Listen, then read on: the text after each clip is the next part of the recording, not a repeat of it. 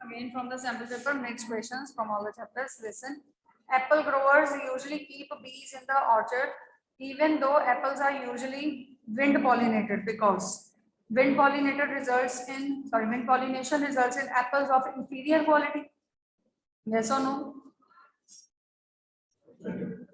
Question is, apple growers usually keep bees in the orchard even though apples are usually wind pollinated.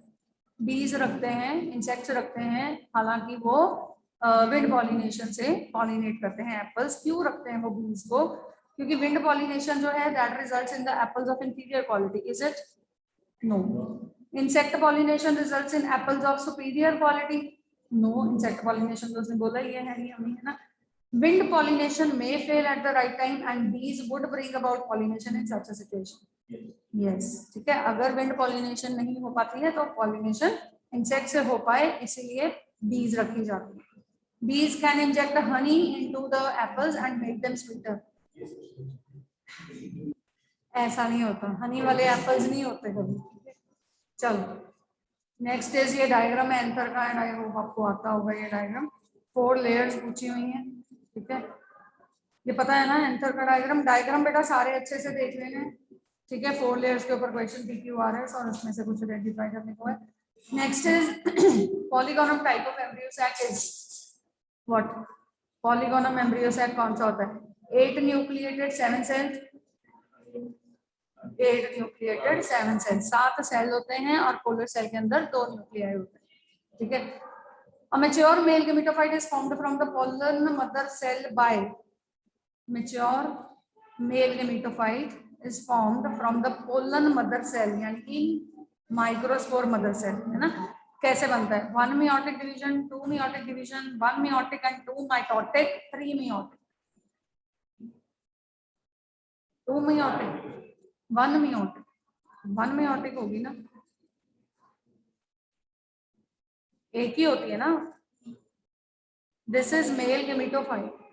Pollen mother cell है, mother cell microspore mother cell है, और gametophyte कौन होता है?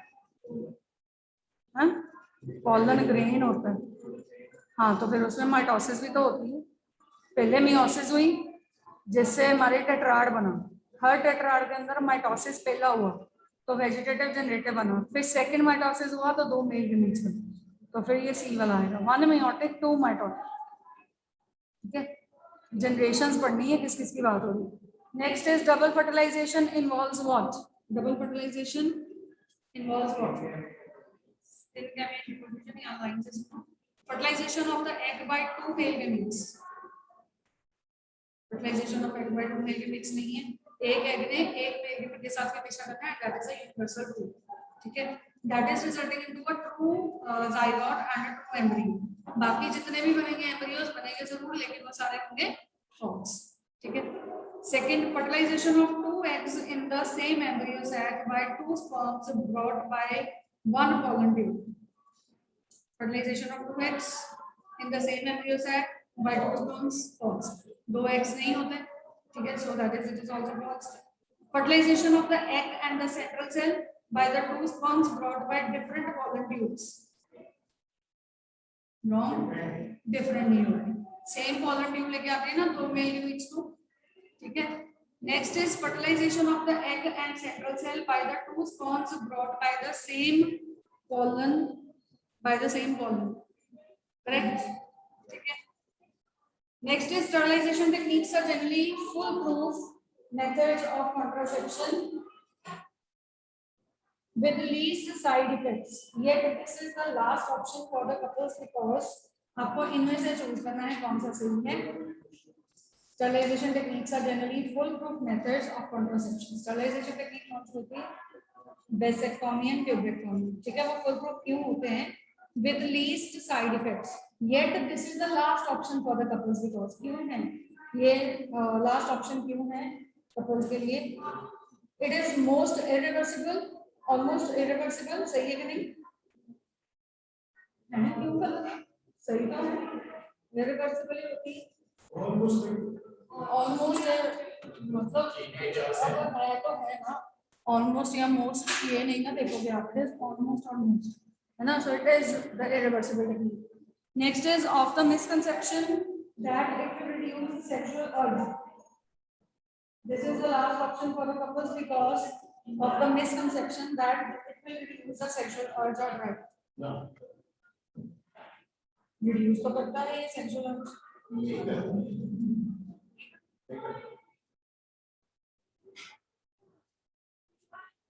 Question is sterilization techniques are generally foolproof. है foolproof. F-double-O-N. Foolproof methods of contraception. Foolproof का मतलब क्या होता है? That is to fool. Answer में D. 1, 2, 3, 4 all are the correct options. Foolproof क्या है? Foolproof sterilization techniques are the surgical method of birth control in males of gas differential ये तो है females में होता है लेकिन अब यहाँ पे ये foolproof क्यों कह रहे हैं? मतलब वो फूल नहीं बना सकता.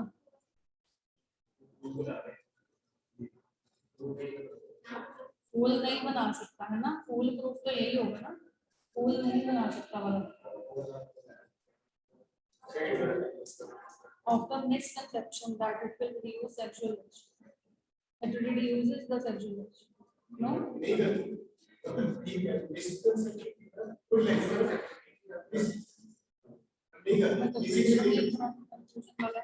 हाँ जी तुषार विदेश are you getting these questions meaning if possible kindly discuss. It is a surgical procedure ये तो सही है. Of lack of sufficient facilities in many parts of the country. ये भी सही है. पर सेकंड भी सही. Sufficient facilities नहीं है मतलब बहुत सारे parts of country में like urban rural अगर देखते हैं हम लोग तो वहाँ पे नहीं है ऐसी facilities है ना. तो ये misconception यहाँ पे ये misconception word से गलत कर रहे हैं ना इसको. नहीं उससे ये पॉइंट को सही कर रहे हैं. हाँ हाँ मिसकंसेप्शन ये है कि ये रिड्यूस हो जाती है तो इस सेंस में जा रहे हैं. फिर उस हिसाब से तो सारे सही फुल प्रूफ है. फुल प्रूफ नहीं हाँ मैंने भी देखो अभी पढ़ लिया ना. फुल प्रूफ और full proof. The number of sperms produced from 24 secondary spermatocytes will be. अभी बोलो.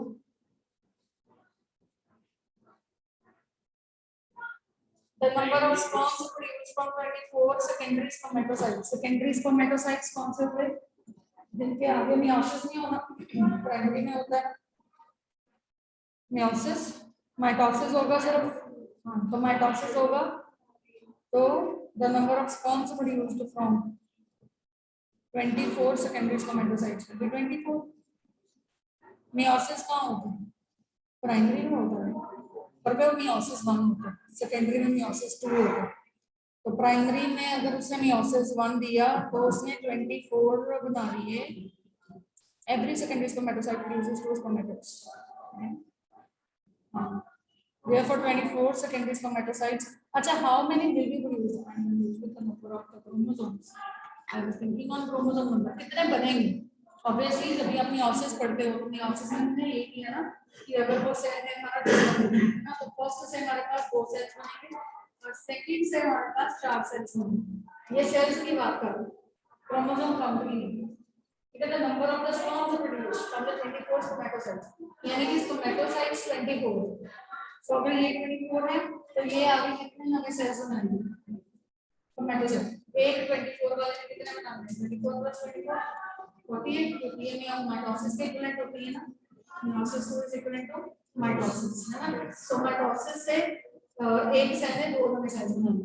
so every 24 are going to form 48. वो अलग है ना. वो अलग है 24 वाला सेकेंडरी स्पर्मेटोसाइट वाला. वो अलग सेल है. जब भी आप इसमें वो बनाते नहीं हो डायग्राम पे टेस्टिस वाला मुझे टेस्टिस वाला क्रॉस सेक्शन बनाते हो जब मैं लेते थे ये तो प्राइमरी स्पर्मेटोसाइट फिर सेकेंडरी है ना. तो वहां पे कितने सारे सेकेंडरी स्पर्मेटोसाइट्स हैं वो बनते and each spermatocyte secondary spermatocyte is 22. so how many is this going to produce? Primary वाला भी 2 बनाएगा लेकिन उसमें प्लॉइडी चेंज हो जाएगी ना. नंबर ऑफ क्रोमोसोम चेंज होगा. यहाँ पे नंबर ऑफ स्पर्म पूछा था क्रोमोसोम नहीं. क्रोमोसोम की प्लॉइडी चेंज हो जाएगी. ये हैप्लॉइड डिप्लॉइड फंक्शंस आते हैं. ठीक है. हाँ जी, next is match the columns 1 and 2 and select the correct option from the codes given below. Acrosome, Leydig cell, clone, isogamy and male urethra. लिखो इसको. कॉलम 1 में क्या क्या गिवन है? This acrosome, Leydig cells, clone, isogamy and male urethra. ठीक है. Now on column 2, there is in column 2 there are the 5 words, that is 5 options that are number 1 testis. किसके साथ मैच करेंगे?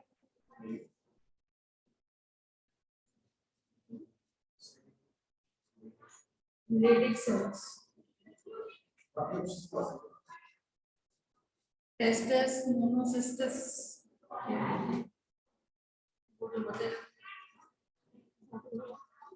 cystis, testis of urine and sperms, genetically identical offsprings, then spermatozoa.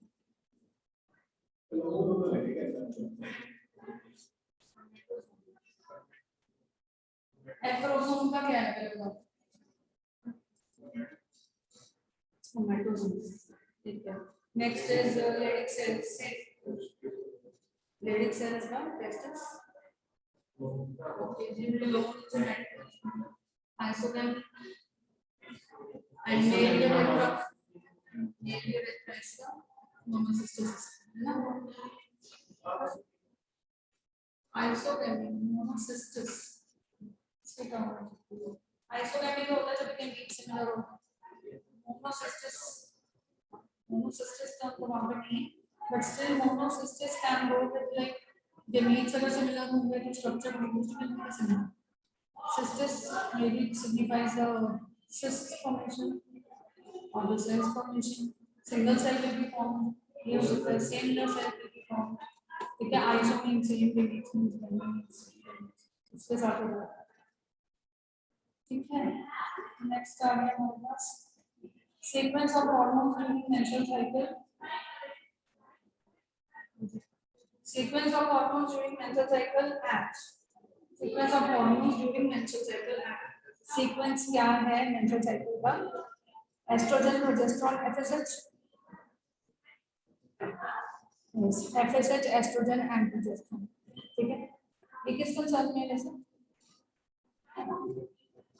पूरी menstrual cycle को एलिस्मेंट बोला बीच में. मैंने तो ऐसे बोला ही नहीं था. अभी तुमने क्या आंसर बोल दिया. अच्छा. अच्छा. Okay. Next is in the following diagram and the diagram is the what embryo. ठीक है. ये अच्छे से कर लेना क्योंकि ये जब हमारे पास सब्जेक्टिव पेपर होता था तब भी ये वाला क्वेश्चन बहुत बार डालते हैं. ठीक है. ये मोनोकॉट एम्ब्रियो वाला जो है इसके ऊपर क्वेश्चन हर बार डालते थे. ग्रास का एम्ब्रियो एलिस ऑफ ग्रास वाला जो आया. ओके. नेक्स्ट इज ये फिनिकल इंटेगुमेंट्स, चलाजा. इसका तो मेरे ख्याल से पेपर में भी आया था क्वेश्चन. हाइलम, माइक्रोफाइल. फिनिकल क्या होती है? स्टॉक ऑफ ओव्यूल है ना. Right. Integuments, protective envelopes of the ovule. Done. Then chalaza, basal part of the ovule, right? Then hilum, small opening of the ovule बचा है, और junction part of the ovule and stalk बचा है. Junction part. Micropyle is a small opening of the ovule. ठीक है. Next question is which of the following Mendel's law has not been proved to be true in all the cases? सारे cases में has not been proved. Law of segregation, law of independent assortment, law of dominance, none of these. Segregation का तो हमने किया है. Incomplete dominance, independent assortment. Law of independent assortment के लिए हमें कोई भी ऐसा नहीं. ऐसा क्यों? वो सेपरेशन सेग्रीगेशन है. वो सेपरेशन वाला सेग्रीगेशन है. इंडिपेंडेंट असॉर्टमेंट का मतलब ये है कि कोई भी करेक्टर जो है वो दूसरे के ऊपर डिपेंड नहीं होगा कि उसका इनहेरिटेंस होगा या नहीं होगा. मतलब वो किस तरह से होगा. जैसे हमने round and wrinkled, green and yellow ये सीड्स लिए थे ना, तो राउंड वाला जरूरी नहीं है कि राउंड वाला ग्रीन के साथ आएगा हमेशा या येलो के साथ ही आएगा, तो किसी के साथ भी पेयर कर सकते हैं, ठीक है। It is independent of its assortment, यानी अरेंजमेंट का वो independent. Next is when a tall red plant is crossed with a dwarf white plant, all the plants of F1 generation are made to be tall red. Tall red plant को dwarf white के साथ cross किया, सारे के सारे tall red आए। Which of the following ratios will be available when a test cross is made? बताओ test cross का रेशियो क्या होता है?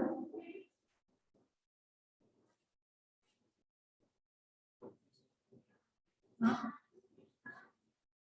1:1:1:1:1, 1:2:1, 3:1, 1:1। 4 बार 1 के 2 बार 1,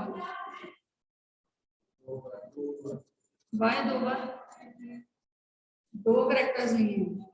जब मोनो हाइब्रिड क्रॉस आता है तो हमारा 1:1 आएगा ratio. Monohybrid 1:1, dihybrid में 4 1 आ जाते हैं, ठीक है। 1 1 1 1, ये रेशियो याद ही रखना हमेशा, ठीक है। That is for test cross. जैसे वर्ड आया टेस्ट क्रॉस, बाकी सब छोड़ दो, यही आएगा, ठीक है। और दूसरा चीज ये देख लेना कि करेक्टर्स एक बोला है कि 2। जैसे इसने क्या बोला था, tall red dwarf white, 2 character लेगा, ठीक है। 2 लेगा तो 4 बार 1, 1 लेगा तो 2 बार 1, ठीक है। Next is the 3 important laws of the heredity proposed by Mendel relate to, मतलब जो important laws उसने दिए हैं मेंडल ने, they are relating to what? Okay, that is gene linkage, segregation and independent assortment.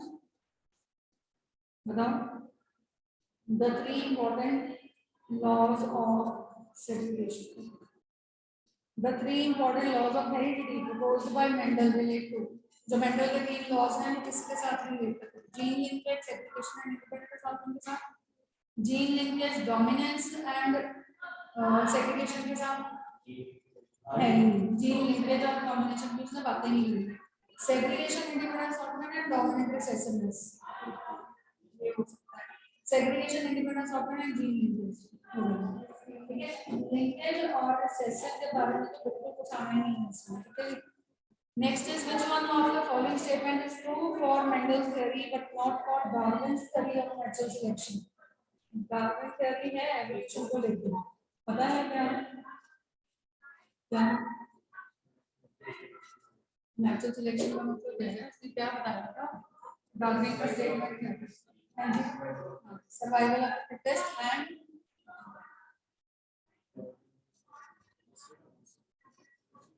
Survival of the fittest में इसने बताया था कि एक तो जो स्ट्रॉन्गेस्ट है, फिटेस्ट है, वो सर्वाइवल है। दूसरा उसने नेचुरल सिलेक्शन की थ्योरी में ये बोला था कि the one which is selected by the nature is going to survive, ठीक है।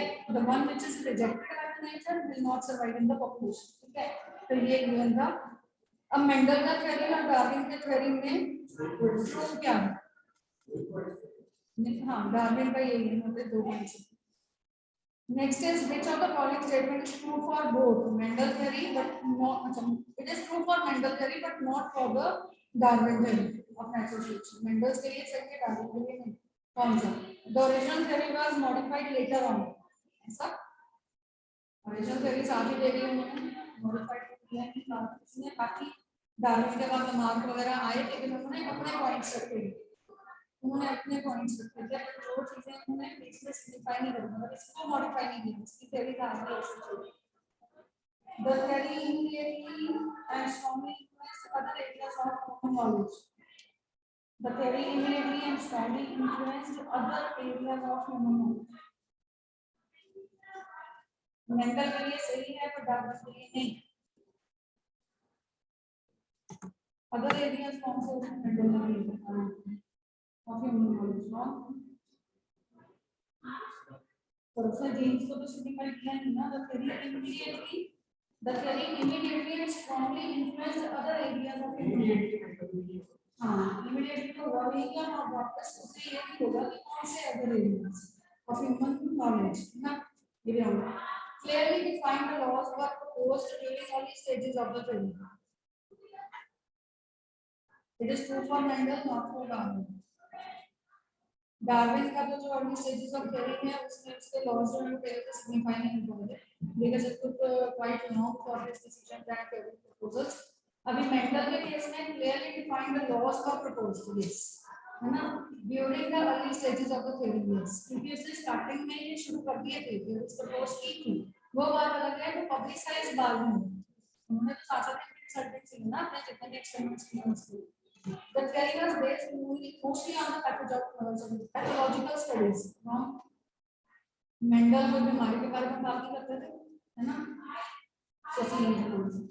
lethal genes are those which causes the death of the homozygous infant being formed lethal genes कौन से होते हैं lethal genes तो genes plus lethal वर्ड का meaning क्या deadly ना जो जहर toxic so lethal genes are those which causes number one the death of the homozygous infant being formed obvious है जब दो जीन homozygous condition में आ जाएंगे तो पर्सन जो है डेड हो जाएगा night blindness colour blindness linkage and crossover ये सब है मतलब उसमें खाली एक पर्टिकुलर जीन के बारे में बोल रहा था दूसरा ये बोल रहा है कि अगर lethal genes आ रहे हैं तो वो क्या करेंगे दूसरा डेथ ऑफ चाइल्ड ठीक है as it is known infant with homozygous condition.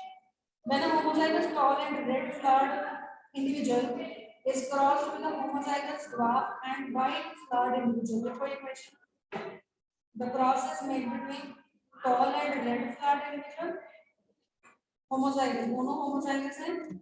Tall and red on one side, tall red on one side, and is crossed with a homozygous dwarf and white flowered. Dwarf and white. So this is a cross name. Okay. What will be the genotype of the progeny of F1 generation? What will be the genotype of the progeny of F1 generation? Krishna आप बताओ आप बनाते रखो बाकी सारे answer में बोल कृष्ण बताओ क्वेश्चन इज जीनोटाइप बताना है question is when a homozygous tall and red flowered individual this is homozygous is crossed with a homozygous dwarf and white flowered individual what will be the genotype of the progeny in the F1 generation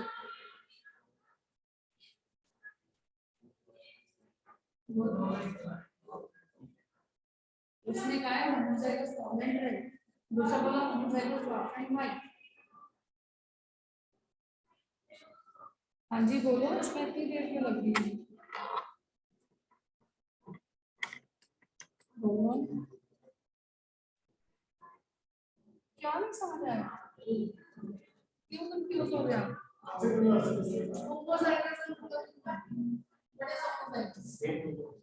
same both the genotypes are going to be the same है ना तो that is homozygous मतलब tall के लिए क्या रहेगा red के लिए क्या रहेगा है कि नहीं ऐसे ही ड्वार्फ एंड वाइट है हमने डी और डब्ल्यू नहीं लिखना हमने एक को छोटा करके लिखना ये भी होमोजाइगस है तो अब इसका F1 पेरेंट का क्या सॉरी F1 ऑफस्प्रिंग क्या बनेगा क्या बनेगा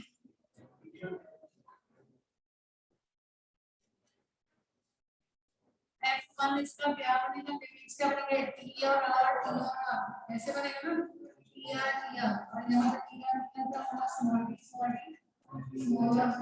ये आ रहे दोनों ये तो होमोजाइगस सॉरी ये तो इंडिपेंडेंट ऑफ ऑर्गेनिज है तो फिर ऑफस्प्रिंग्स क्या बनने हैं capital D small D capital R small है बना तो जनरल ये F1 के ऑफस्प्रिंग का समझ आया आपने सीधी सी बात है इस वाले क्वेश्चंस में आपका टाइम नहीं वेस्ट होना चाहिए दोस्त know what is dynamic process मेरा देखो समरी में देखो आप तो सिंपल है क्वेश्चन में दो कांसेप्ट आपने किए हैं वो हम आगे डायनामिक प्रोसेस है ना ये तो हमारे पास क्या है रेशियोज है इन क्वेश्चंस में ये टाइम कंज्यूमिंग क्वेश्चन नहीं होते आप इसमें टाइम लगाओगे तो बड़े वाले क्वेश्चंस में क्या करोगे ये टाइम कंज्यूमिंग नहीं है हमारा एक चीज याद रखो अगर आपको मोनो हाइब्रिड क्रॉस आ रहा है ठीक है इसमें सिंगल कैरेक्टर दिया हो monohybrid cross means only one character is given to you question पढ़ते ही आपने आइडेंटिफाई करना है कि 1 है कि 2, ठीक है। अगर 1 करेक्टर है तो मोनोहाइब्रिड है, अगर 2 करेक्टर्स वाला क्रॉस है तो ये डायहाइब्रिड है, ठीक है। पहली चीज क्लियर हो गई। दूसरा उसने बोला होमोजाइगस पेरेंट्स, अगर वो होमोजाइगस की बात कर रहे हैं तो याद रखना अगर पैरेंटल जनरेशन में दोनों पेरेंट्स होमोजाइगस हैं तो ऑब्वियसली हमारी जो F1 जनरेशन होती है वो सारी हेटेरोजाइगस होगी, यानी कि हर जीन के लिए हेटेरोजाइगस होगी। ऐसे ही यहाँ है, पेरेंट्स अगर होमोजाइगस हैं तो जो F1 जनरेशन आने वाली है इसके बाद गेमीट्स बनाया F1 किया तो वो भी हेटेरोजाइगस होगा, ठीक है। पहली चीज आपने क्या ढूंढनी है कि करेक्टर क्या है, एक है कि दोनों, ठीक है, मोनोहाइब्रिड है कि डायहाइब्रिड। और उसके बाद आपने देखना है कि पेरेंट्स जो है वो होमोजाइगस है कि नहीं, है ना। पेरेंट्स अगर होमोजाइगस है तो बिना सोचे समझे, मतलब बिना टाइम वेस्ट किए और ये क्रॉस बनाए, आपने सीधा आंसर देना है जो चारों के लिए। यहाँ में है तो एक करेक्टर में 2 जीन होंगे, 2 करेक्टर में 4 होंगे, ऐसे ही होता है ना, ठीक है। तो ये 2 करेक्टर्स मतलब 2 जीन 2 लीन्स होती आ रही है, उनके लिए हेटेरोजाइगस मतलब एक बड़ा एक छोटा, है ना। और यहाँ पे अगर 2 करेक्टर्स है मींस 4 जीन्स, तो चारों जीन्स के लिए एक बड़ा एक छोटा एक बड़ा एक छोटा, ये सारे आ रहे हैं। देखो मैंने बिना वो सॉल्व किए ये सिर्फ निकाल दिया है कि नहीं, ठीक है। So this is going to be the answer. Do not go for the calculation. If you are 100% sure whether the parents homozygous है, obvious हेटेरोजाइगस, आपका फटाक से आंसर नहीं। पर हाँ, अगर आपको कंफ्यूजन लग रहा है, then do this cross and then secure your marks. सही है। एक और चीज याद रखनी है आपने, अगर मोनोहाइब्रिड क्रॉस है आपने आइडेंटिफाई किया कि ये सिंगल कैरेक्टर है, होमोजाइगस है, F1 के बारे में पूछ रहा है। F1 तो जीनोटिपिकली प्लस फिनोटिपिकली 100% होगा, मतलब 100% डोमिनेंट आएगा, 100% कैपिटल डी, 100% टॉप। अगर आपको बोले वॉयलेट वाइट का बनाना है, 100% वॉयलेट, 100% कैपिटल बी, समझ आया ना। 100% कैपिटल बी स्मॉल बी का पेयर डन। अगर आपसे बोलते हैं 2 करेक्टर्स, जैसे इसमें लिया उन्होंने टॉलरेट एंड वाफल, 2 करेक्टर्स लेता है, होमोजाइगस पेरेंट्स है, F1 जनरेशन में हमेशा फेनोटाइप और फेनोटाइप 100%, पर F2 जनरेशन में रेशो फिनोटिपिक रेशो क्या आएगी 3:1, जीनोटिपिक रेशो क्या आएगी 1:2:1, है ना।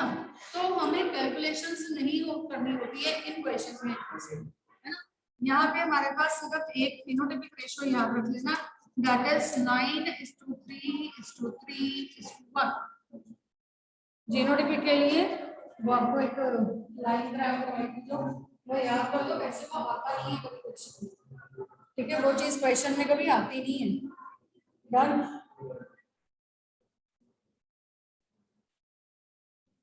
पेपर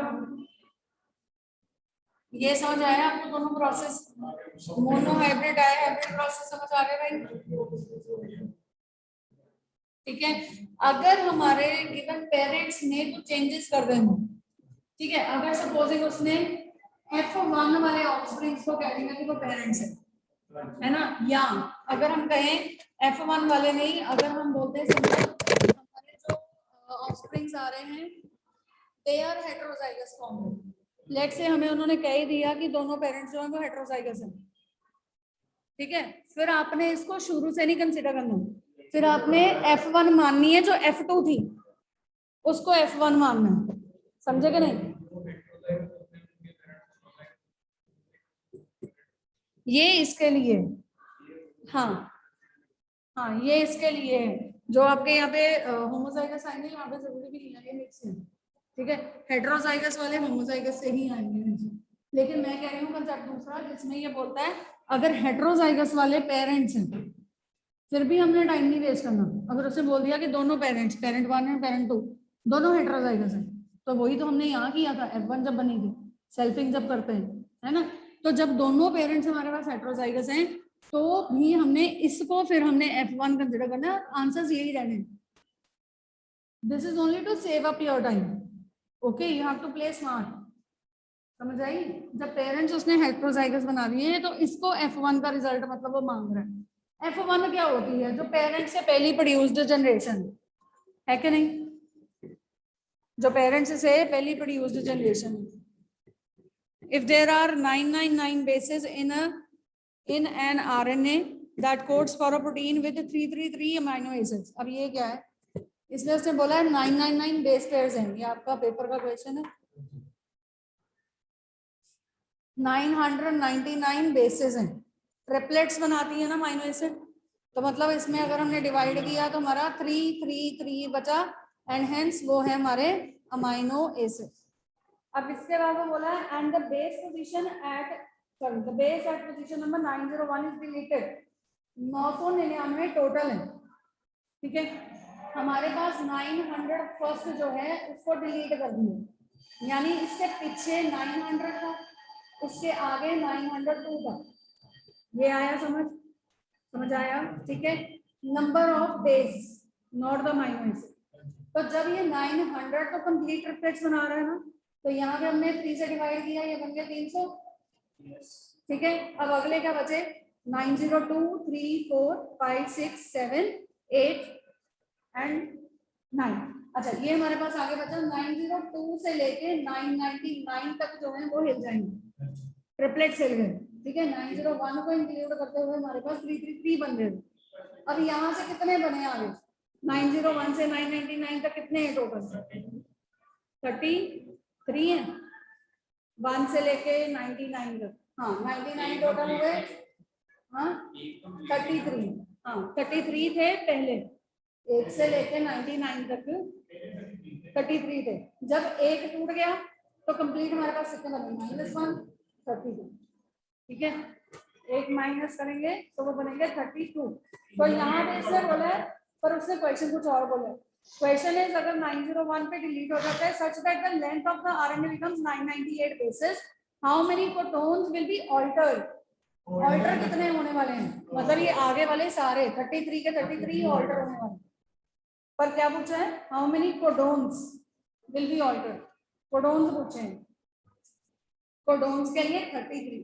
अगर पूछता how many amino acids are altered, फिर 11, क्योंकि 33 तो अमीनो एसिड्स है, डिवाइड बाय 3 यानी 11 अमीनो एसिड्स को कोड कर रहा था वो। नहीं समझ आया? नहीं समझ आया?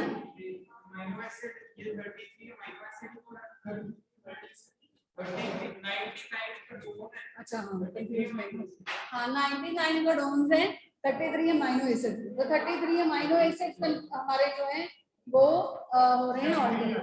हाँ ठीक है, समझ आया? अगर वो पूछता कि कंप्लीट कितने बने तो हमारे होते 332। एक खराब हो गया, ठीक है, इस तरह से। डन? हाँ ओके बच्चा, thank you so much. Any question, any doubt to anyone?